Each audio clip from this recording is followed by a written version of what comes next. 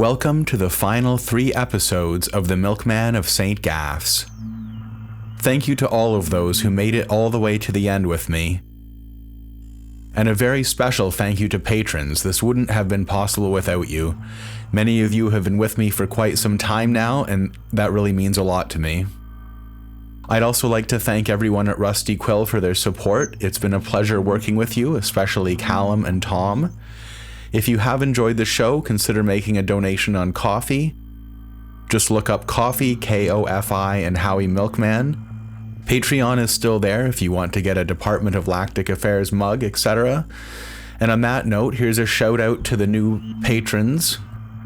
Today we have Shay C. Cooper, Milkman White Badge, Grant Bacon, Department of Lactic Affairs Radio Clerk, thank you very much, Evil Clown Rat, Apprentice, and Kimberly Pritchard, Milkman White Badge.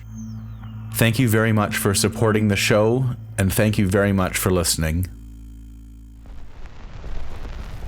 It's time for The Milkman of St. Gaffs, starring Howie the Milkman.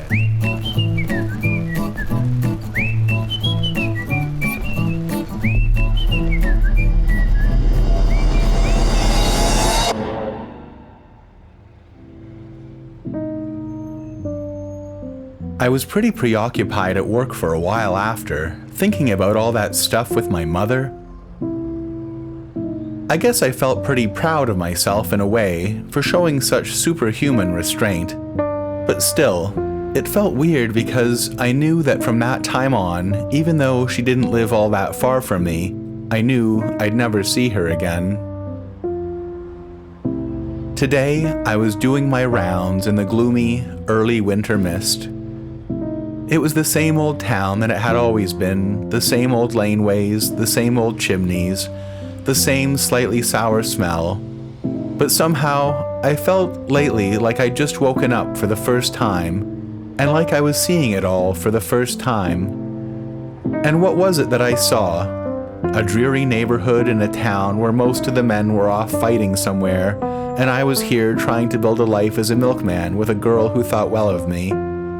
Is this what I wanted? I didn't really know, and it didn't really matter, since it seemed the die had been cast and my path was set.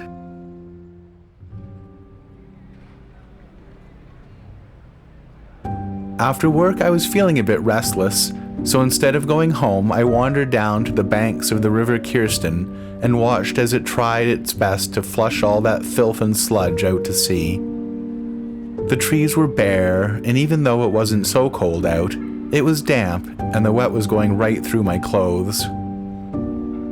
Sometimes it all seemed so ordinary and small, climbing the job ladder to a job in a white building downtown. Stormy had all kinds of projects for fixing up the house. She was talking about getting a puppy. I'd never wanted such a regular life. I craved adventure and intrigue, but on the other hand, Stormy was suspected of subversion and could get into a lot of trouble if she got caught. I didn't think my darling girl was a subversive, though. Her father was definitely up to no good, but I thought I knew her pretty well, and I really got the sense that she wanted me to do well at my job, which was really sweet of her. On the other hand, there was this constant, nagging problem. I knew she'd been receiving coded letters from somewhere. So, like I said, I hatched a plan just to make sure. If she was innocent, everything would go back to normal, and then I'd reveal the secret source of phlogisterium that Frank had found. I was pretty sure I knew what it was, but I couldn't get at it right away.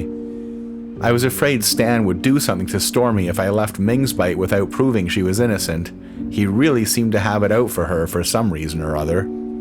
I'd snuck some blueprints for the crepusculator out of the experimental labs, and I left them in the house. If she found them and tried to smuggle them out to the enemy, I'd know all about it, and I'd have no choice but to report it to Stan. If she were innocent, we'd continue along trying to get to know each other and grow closer after being thrown together in such weird circumstances. I kicked an old bottle into the river and watched it sink down beneath the black, oily waves. And then I remembered with horror, I was supposed to be cleaning the bottling machine after work today, We'd gotten a tip that an inspector was coming by, and Dwyer demanded that I do a deep clean. He'd gotten the young guy, Brainerd, to spray, but I was going to be in big trouble if I didn't get the bottling machine clean. I walked back to the station as fast as I could. All my wistful thoughts were shunted aside like so much old trash. I cursed Dwyer for interfering with my solitary walking reveries, the only times I really felt like myself. Luckily, Dwyer had already left for the day, which was weird because it was his rear end on the line if we failed the inspection, but that's just the kind of boss he was. He drove everyone hard except himself. Corwin never had any problem getting down on his hands and knees and scrubbing with us milkmen. He wasn't afraid of getting his hands dirty. He was a real leader, not like Dwyer. Brainerd, of course, was young and new, and it all seemed so big and important to him. He reminded me of myself when I was just a green tyro. "Point the nozzle away from your face, son." I was glad I could help guide the new generation, but I resented missing my afternoon with Stormy. To tell you the truth, I had no idea how to clean a bottling machine. It was attached to the big milk vat, so I took the lid off. The vat was big, maybe 20 or 30 feet across, and there was a mechanism for hoisting the lid up so you could clean the inside. So I turned the crank, and the lid was raised up. It didn't look too dirty to me. I got some buckets of water and went up the stairs. Of course, the vat was high up and the bottles got attached below. I poured some soap in, and then threw a few buckets of water in there to rinse it out. Everything was going fine until it was time to put the lid back down. I couldn't do it. The crank was stuck. I tried and tried. In fact, I pulled on the stupid thing so hard that it made a weird noise and then wouldn't move at all.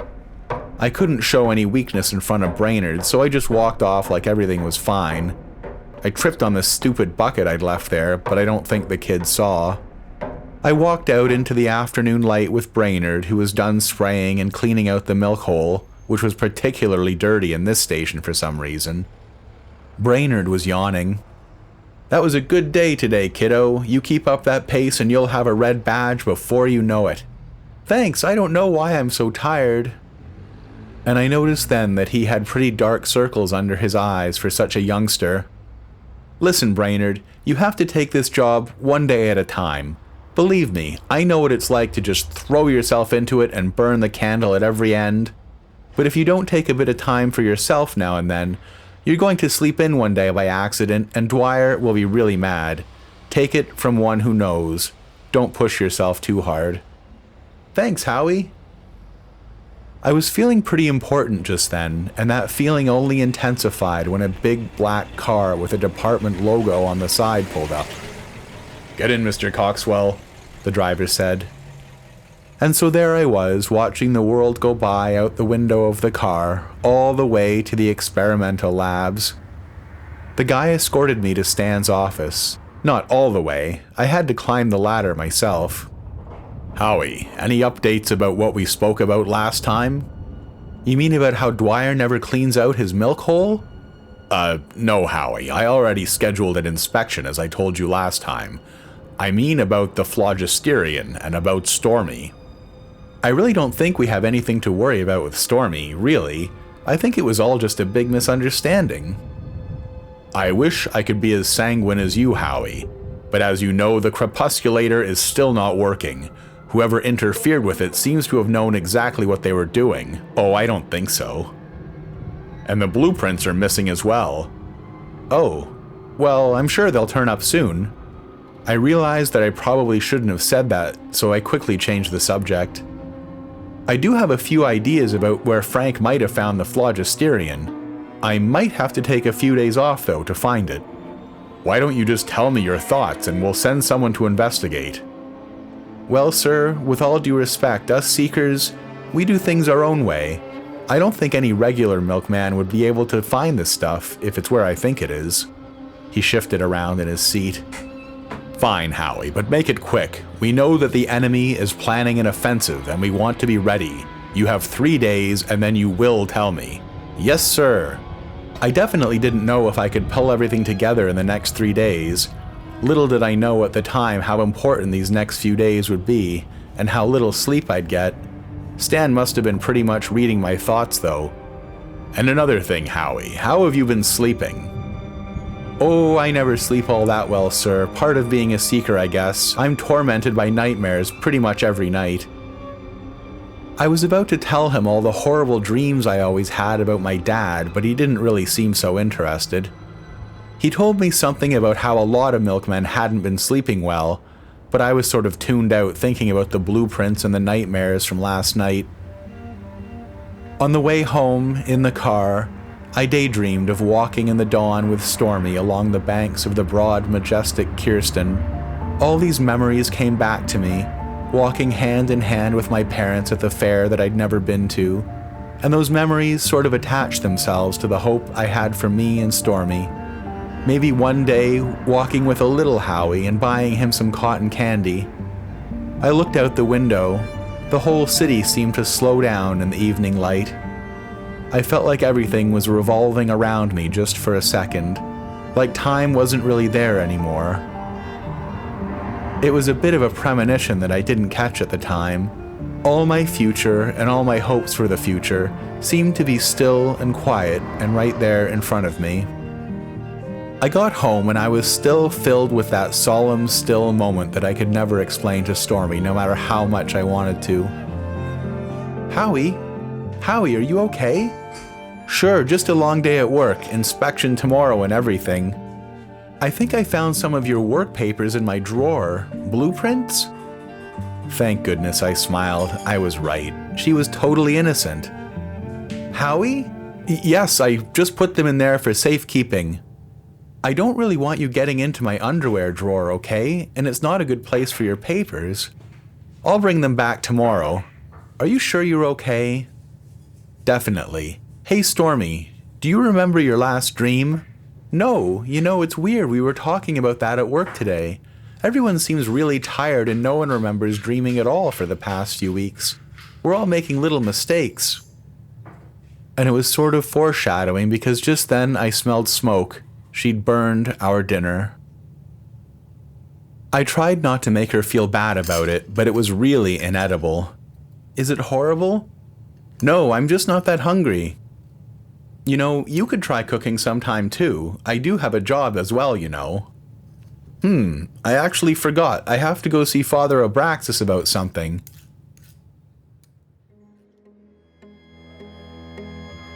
Really, it was a total subterfuge. I was hoping to get something decent to eat out on the street. I wandered and wandered, thinking about the day. I drifted this way and that until inadvertently I did end up down by the Cathedral of St. Fleming.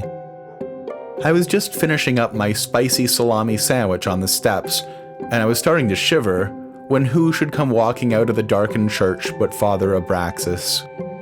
Howie, what are you doing here? Oh, hi, Father. I was just meaning to ask you, did you notice that no one is having any dreams anymore? Yes, Howie. And he looked piously up to the moons. As long as the whale bones are extinguished, mankind will not dream. To me, that sounded awful. A lot of the best moments of my life had been dreams, but I'm still having nightmares. He just smiled knowingly and walked off into the yellow winter fog. Of course you are, Howie. Of course you are. I was freezing, I noticed. I should have known better than to sit on those cold steps for so long. But I'd been so caught up in my thoughts that I hardly noticed until now. But anyways, I had to be up early for the milk station inspection in the morning, so I made a beeline for home. When I got to the milk station in the morning, Dwyer was freaking out.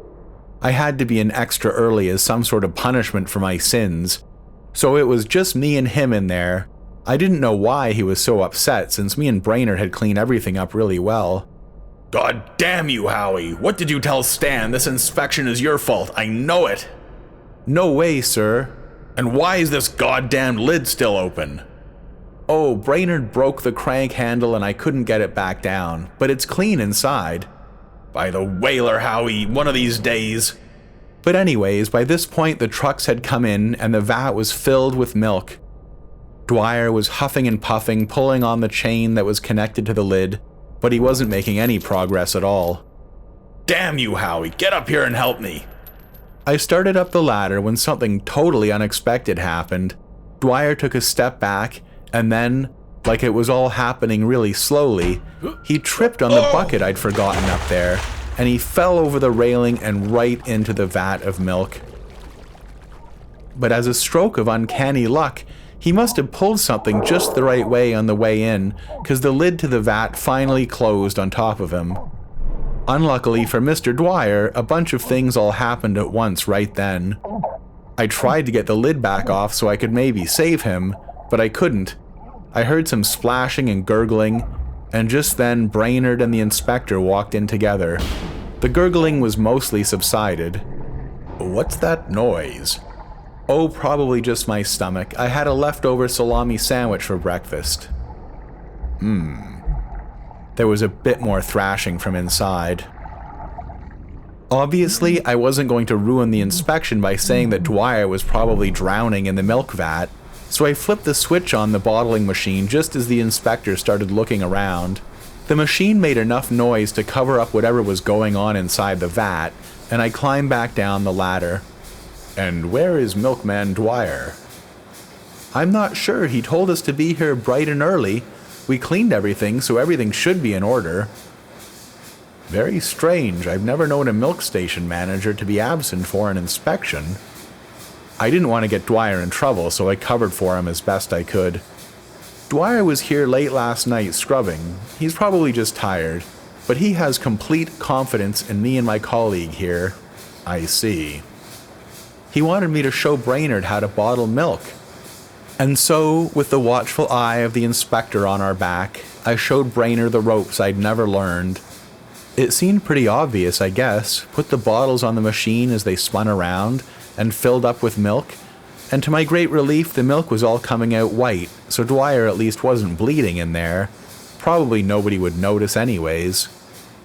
And so, in a moment of great pride from me and Brainerd, after the inspector examined every nook and cranny, we passed the inspection. It was a moment I'd never forget. I figured at this point I could probably run the whole milk station on my own. Before leaving, I took a last look. The vat stood gray and unyielding with its awful secret on the bottom.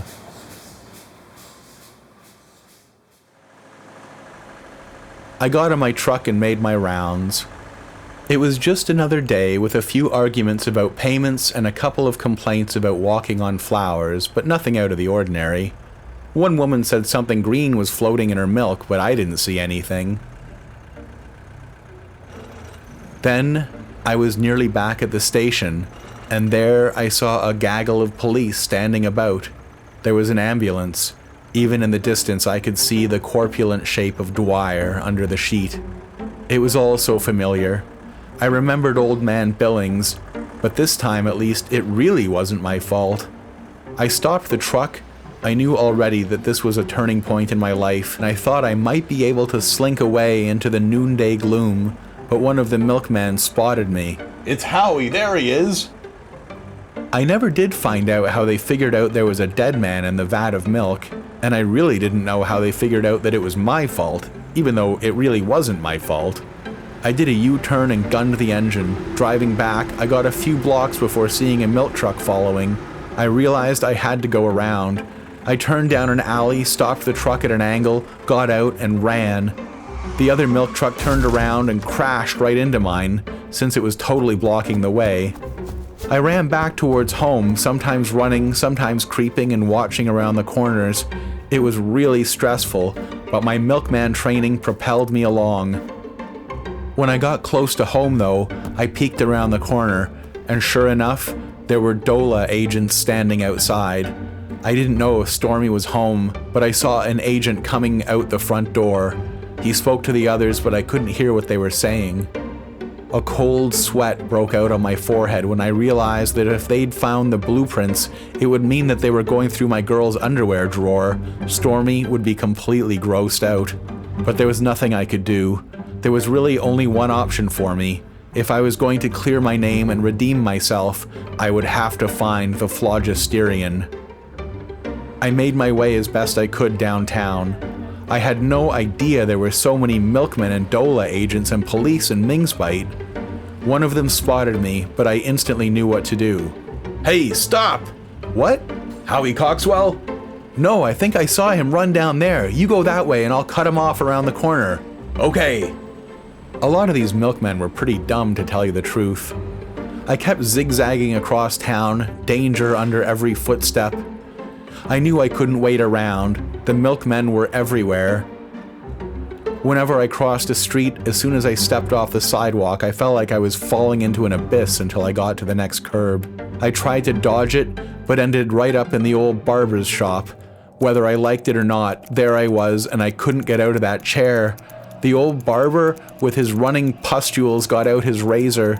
He slapped it on the piece of leather, and his assistant, from behind, put the instrument into my mouth, a sort of cage that kept my mouth open. The barber looked down his nose at me, and then, as I tried to scream, he moved in with a straight razor and shaved my teeth, just a bit at a time. I struggled and hollered, but to no avail. "It's got to be done, son." The blood was everywhere. His assistant used rags to clean it up and tied the rags to a spinning white barber's pole outside. The blood dripped everywhere. "Get a bucket." But the bucket was soon filled, and then it was overflowing. The barber let me out of the chair and pointed to a tap on the wall. "Turn it off." "You turn it off." "Only you can turn it off, boy." And so I did. And when I walked out of there, my teeth were lean and sharp, but at least they were still in there, not like so many of my dreams when my teeth just floated uselessly away from me. And if this was just a waking dream, at least I still had my dreams, unlike so many. I ran away from there, though, through a field of grain until I fell off the other side into some secret guardian's hand who sent me back to town. I ran my tongue along my teeth, which seemed better now, as I arrived at the pier. I scanned the area like an expert navigator and saw what I needed. A fisherman's skiff with one sail. That's all I would need. I undid the knots with expert knot-tying hands and hopped on. All my sailing experience came in handy now as I steered the boat out of the harbor. The wind picked up and caught the sail. I held the mainsail and headed out to sea. I studied the rudder as I looked back to my hometown. The sun was setting on Mingsbite, for all I knew, forever. I thought about Stormy, and in a moment of clarity, I knew she'd probably be okay, with or without me. But my destiny awaited somewhere off to the east.